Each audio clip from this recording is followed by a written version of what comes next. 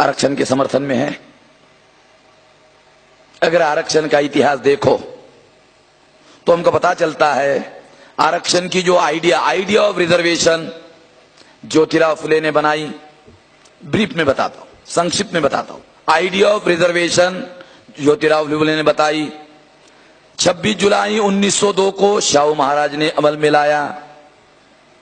सातारा से ब्राह्मण गया, विरोध किया। बाल गंगाधर तिलक कांग्रेस का सबसे बड़ा नेता था, उसने आरक्षण का विरोध किया।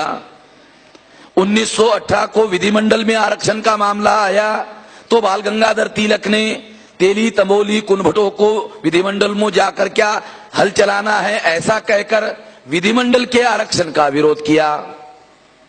तिलक का मृत्यु होते ही गांधी जी कांग्रेस के नेता बने।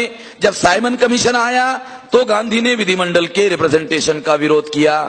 ये बात राउंड टेबल कॉन्फ्रेंस में जब बाबा साहब अम्बेडकर ने खुलकर रिप्रेजेंटेशन की मांग की तो गांधी जी को खुलकर आना पड़ा और पता चला ये रिप्रेजेंटेशन के विरोधी है।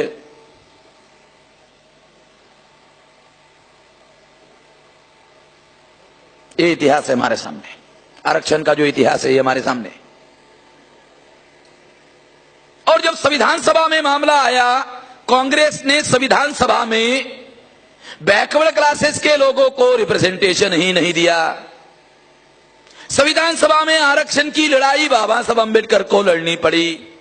कांग्रेस संविधान सभा में आरक्षण का विरोध करती रही। बाबा साहब अम्बेडकर आरक्षण की लड़ाई संविधान सभा में लड़ाते रहे। एससी एसटी की तरह ओबीसी को भी आरक्षण मिले, ये लड़ाई बाबा साहब अम्बेडकर लड़ रहे थे, कांग्रेस ने नहीं मिलने दिया। इसलिए बाबा साहब अम्बेडकर जितना कर सकते थे 340वां आर्टिकल लागू कर दिया, संविधान में रखा। 26 जनवरी 1950 को जब संविधान लागू हुआ तो बाबा साहब अम्बेडकर ने नेहरू को कहा, 3 बार कहा, फिर भी नेहरू ने नहीं माना। बाबा साहब अम्बेडकर ने इस्तीफा दिया। इस्तीफे के दबाव की वजह से नेहरू को कमीशन बनाना पड़ा। कमीशन का चेयरमैन कालेलकर बनाया तो सैबोटेज का अंदेशा हुआ।